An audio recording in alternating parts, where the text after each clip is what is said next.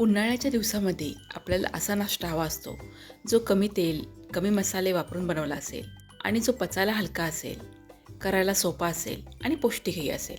तर आज आपण नाश्त्यासाठी ज्वारीच्या पिठापासून 2 पदार्थ बनवतोय, जे बनवायला एकदम सोपे असतील आणि झटपट बनतील. पहिला पदार्थ बनवण्यासाठी एका भांड्यामध्ये 1 वाटी ज्वारीचं पीठ घेतलं. त्याबरोबरच ज्या वाटीने ज्वारीचं पीठ मोजून घेतलं त्याच वाटीने अर्धी वाटी रवा आणि अर्धी वाटी दही घेतलं आहे. आता यामध्ये चवीनुसार मीठ घातलं आणि 1 वाटी पाणी घालून हे मिक्सरमधून फिरवून घेतलं. आता दही जर खूप पातळ असेल तर पाऊण वाटी पाणी घातलं तरी चालेल. आता हे मिश्रण मिक्सरमधून काढून घेतलं आणि एका भांड्यामध्ये घालून त्यावर झाकण ठेवलं आणि 15 मिनिटांसाठी रेस्ट करायला ठेवून दिलं.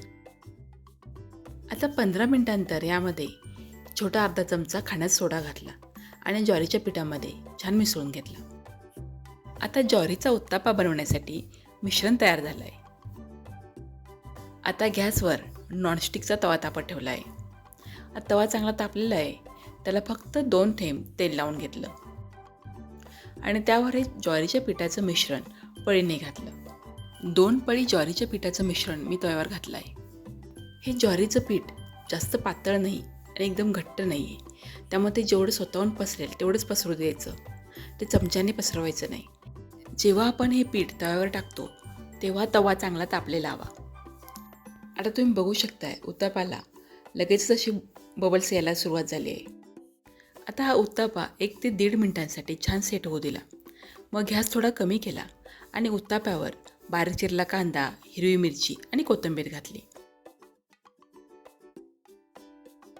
आता यावर 1 ते 1.5 मिनिटांसाठी झाकण ठेवलं.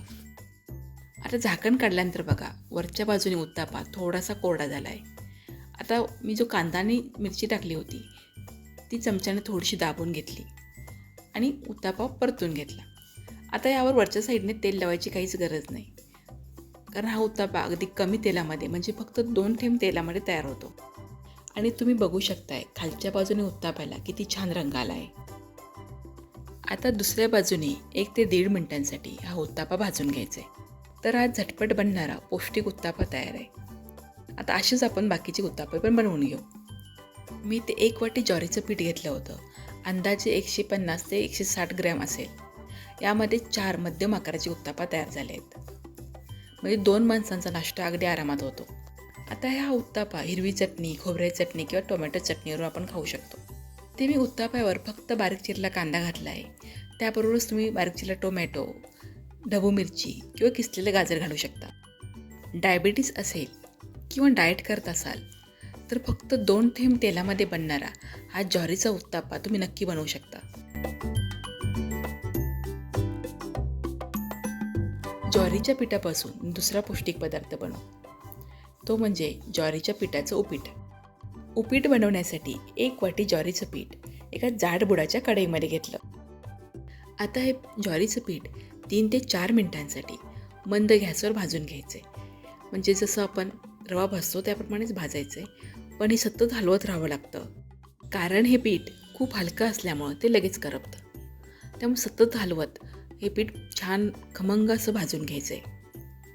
हे पीठ भाजले कसं ओळखायचं?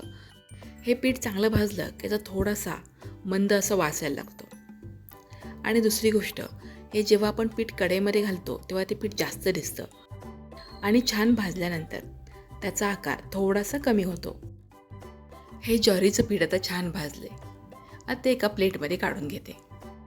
ज्या कढईमध्ये ज्वारीचं पीठ भाजलं होतं त्याच कढईमध्ये 2 चमचे तेल घेतलं. तेल चांगलं गरम झाल्यावर त्यामध्ये 15 ते 20 शेंगदाणे घातले. तर शेंगदाणे ही मंद गॅसवर एक थोड्या वेळासाठी परतून घ्यायचे आणि मग त्यामध्येच आपल्याला फोडणी करायची. फोडणीसाठी मोहरी, जिरं आणि कढीपत्ता घातला. त्याबरोबरच बारीक चिरलेली हिरवी मिरचीही घातली. आता हे सगळं एखाद्या मिनिटांसाठी परतून घेतलं. फोडणीमध्ये एक मध्यम आकाराचा बारीक चिरलेला कांदा घातला. आता कांदाही चांगला मऊ होईपर्यंत परतून घेतला. म्हणजे कांद्याचा खूप जास्त रंग बदलायची गरज नाही, फक्त थोडासा मऊ झाला पाहिजे. कांदा चांगला परतून झाला की यामध्ये एक मध्यम आकाराचा टोमॅटो बारीक चिरून घातला. त्याबरोबरच चवीनुसार मीठ, छोटा अर्धा चमचा साखर आणि छोटा पाव चमचा हळद घातली आता हे सगळे एकत्र करून घेतलं आणि 1 ते 1.5 मिनिटांसाठी परतून घेतलं.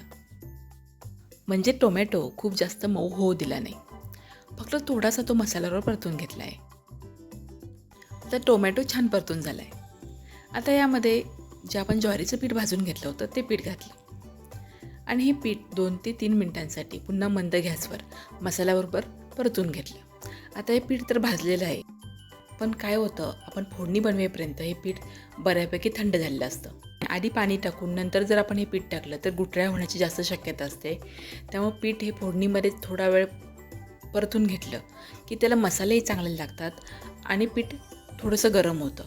आणि आपण जेव्हा यामध्ये गरम पाणी टाकतो तेव्हा गुठळ्या होण्याची शक्यता खूपच कमी राहते. आता हे पीठ चांगलं परतून झालं. आता यामध्ये पाणी घालायचं आहे. इथे 1 वाटी ज्वारीचं पीठ घेतलं होतं, त्यासाठी 1.25 वाटी गरम पाणी घातलं. पाणी चांगलं उकळलेलं घ्यायचं म्हणजे गाठी जास्त होत नाहीत. आणि पाणी घातल्यानंतर भरभर हे मिश्रण एकत्र हलवून घ्यायचं. सुरुवातीला हे मिश्रण जरी चिकट वाटत असलं तर जसं आपण परतत जाऊ तसं ते कोरडं होत जातं. आता यामध्ये 1 लिंबूचा रस आणि बारीक चिरलेली कोथिंबीर घातली.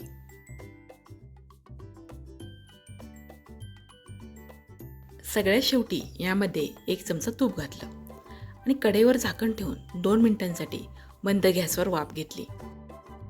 आता पुन्हा एकदा हे उपीट तळापासून हलवून घेतलं आणि गॅस बंद केला आणि झाकण ठेवून पुन्हा 5 मिनिटांसाठी असं छान मुरू दिलं. तर फक्त 10 मिनिटांमध्ये तयार होणारं हे पौष्टिक ज्वारीच्या पिठाचं उपीट तयार आहे. पचायला हलके आणि करायला सोपे असणारे हे 2 नाश्त्याचे पदार्थ तुम्हाला कसे वाटले कमेंटमध्ये जरूर लिहा. व्हिडिओला लाईक आणि शेअर करा.